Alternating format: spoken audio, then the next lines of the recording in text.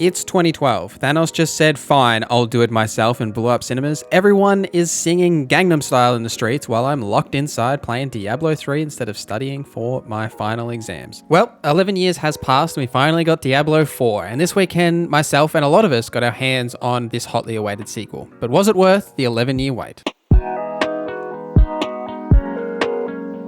Let me know your thoughts on Diablo 4 in the comments down below, and if you're jumping into the open beta this weekend. Diablo 4 has seen a lot of heavy skepticism I've seen from people, not only because of Diablo Immortal last year, but the many issues plaguing the game's development and Activision Blizzard in general.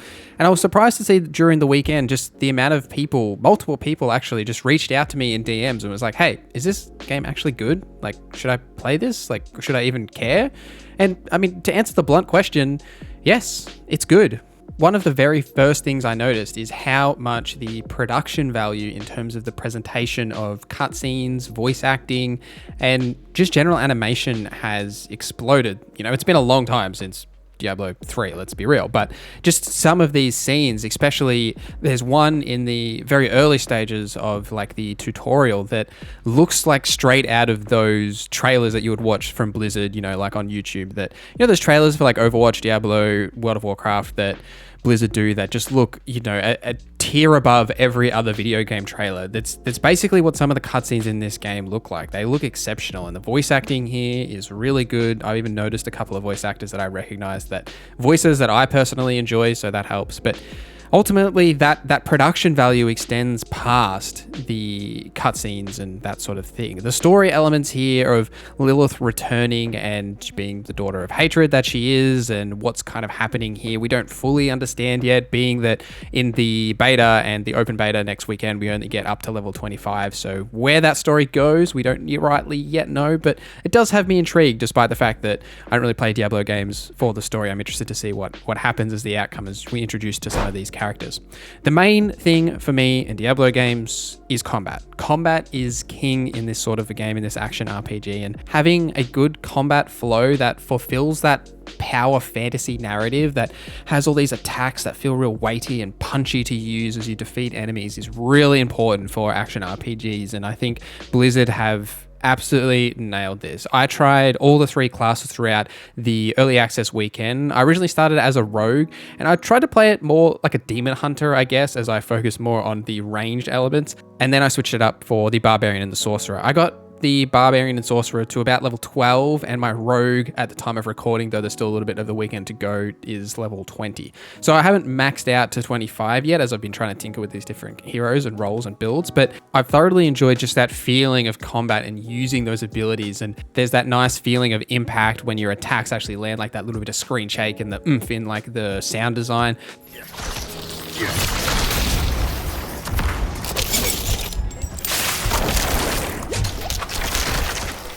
That's all really, really good quality. There are a number of things that are different with Diablo 4, and one of the biggest things, I guess, that has me intrigued is the skill system and the elements of progression. So you all know me, like I like to make builds and tinker with things and that sort of thing, and what I really like about these skill trees for these characters is it doesn't seem like there's one specific way or even 2 ways to level them out. So in the skill trees, we use the rogue as an example, as that's the time that I've spent the most with, is you can either go into a melee round with 2 daggers, or you can go into the range route with a bow or a crossbow, kind of like a demon hunter in a way. And that's why I picked the rogue, as the demon hunter is my favorite class in Diablo. So I wanted to try and make some sort of a demon hunter, and it really does just honestly feel like a demon hunter when you go fully into that ranged kind of mechanics, and I thoroughly enjoyed that. And then I was like, oh, you know, maybe I'll change up my skills, which you can do at any time. You can just refund your skills for a little bit of gold cost and try melee, and I did, and the class played entirely differently with a kind of more melee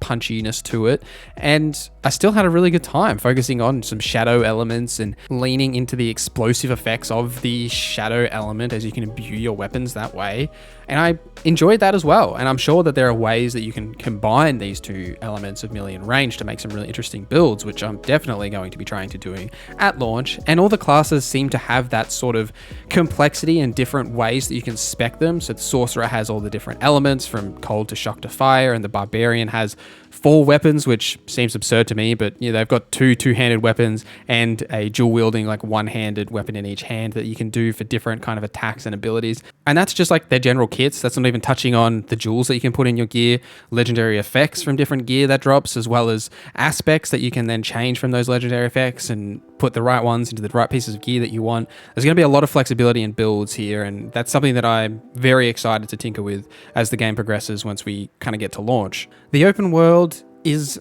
a good choice for a action RPG in 2023, and I think it fits and works really well in this world with the side quests and the different things that you can do rather than just following the main quest or following different objectives. There are dungeons littered everywhere that you can just engage with at your own pace, side quests you can interact with. I really enjoyed, actually, as a side note, the side quests that require you to use like an emote or something. There was one that I remember that was like a riddle, I think, and had to figure out which emote that I had to use to try and like trigger, the hidden chest to spawn. I enjoyed those, just like little moments of quiet where there's a little bit of a puzzle to them. I actually thought that was quite interesting, like change of pace little mechanics to use. But the events in the world as well are quite enjoyable. It reminds me a little bit, everyone's gonna hate me for saying this, of Diablo Immortal and its world structure, having these different events that you can do with side quests to complete and that open world, shared world design as you run across other players.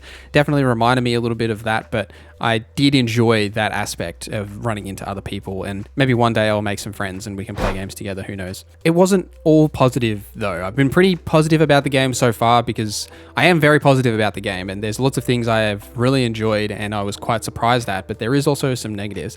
The biggest one that I think everyone kind of experienced throughout the weekend was the sync issues. I had a couple of times where I would arrive at a location, especially towns, and the town just like wouldn't be there in a way, like the assets would be, but like the people and the world hasn't updated to reflect that I'm in the town, so I can't communicate with anyone, and I had to like go back out into the previous like zone and then load back into that next zone so that it tries to like load the area. That happened to me a couple of times, and even just outside of that, like a little bit of rubber banding and sync issues, or using an attack and it didn't trigger immediately. But those are sort of server issues that'll probably be ironed out by launch. This is a beta, right? You've got to have that caveat of the fact that it's a beta, and these are the things that they're testing, like queue times and how many people can we put on the servers at one time, and will that stress the servers, that sort of thing. That's to be expected. That's why you do these sort of events, is to figure that sort of things out.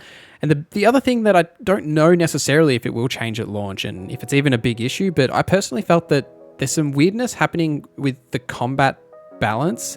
Now, I haven't done any PvP or tested it really, but what I've found, and just from personal feel, is that ranged seems significantly overpowered compared to melee. As like a melee class, like a barbarian, or even as a melee rogue, because you have to be right in the thick of things, in the middle of all of the red stuff that's going to hurt you, there is a element of, reducing the amount of damage that you can take in those situations, as well as potentially increasing the amount of damage you do because of that risk reward factor of playing as a melee character.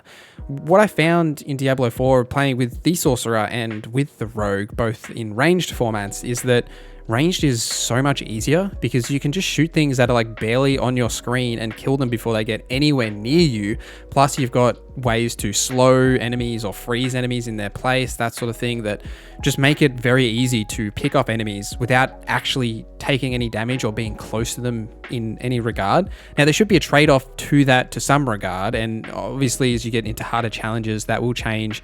Different ways and different encounters reflect differently and those sort of things. But just in general gameplay, I felt that my ranged characters felt stronger than my melee characters, as I couldn't dodge some of the damage that was coming to me in melee range, and I had to take those hits in order to actually be able to deal hits back to just be able to damage them. I could just be bad at the game, who knows, it's probably that, but personally that's what I felt. I'd be interested to know what you guys think about that. If melee felt underpowered to you, maybe there's something they can change with some damage reduction numbers, something there. That I also had some minor, I guess, feelings about the control schemes in general and just not feeling perfect. This could be a get good scrub kind of thing, but for me, just these days, I don't know how I feel about having a game that is essentially revolved around using the left click for everything. So you use left click to move, to attack, to interact. Now you can change this in the settings, right? I have seen in the settings that you can change this. You can turn this off and you can set interact to its own button, move to its own button, and attack to its own button, right? You can do that. But the thing that bothered me is that move is one button. Like, we don't have WASD controls here, and I don't know, that just doesn't work well with my brain anymore.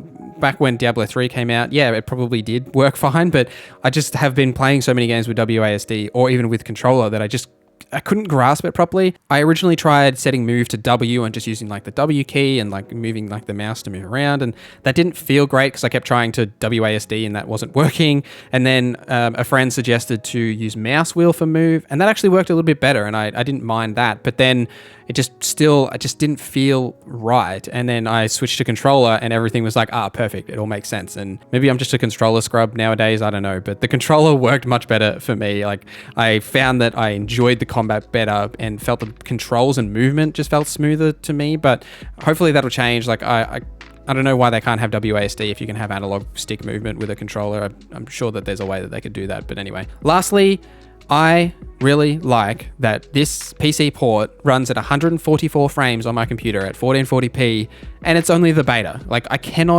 literally cannot remember the last time I played a video game at launch that at least had a clean 60 frames per second on my PC, but this has 144 and it looks immaculate. Like kudos to them for actually having a PC port or just a PC game in general that works at launch or will work at launch. Like I am really impressed how smooth this experience is. It's been a long time since we've had a game that is well optimized on PC, and so really glad for that. Let me know your thoughts on Diablo 4 in the comments down below if you're going to be picking it up for the open beta this weekend. Thank you guys for watching this video till the end. Thank you to our members for supporting the channel. My name is Norza, and I hope you have a great day.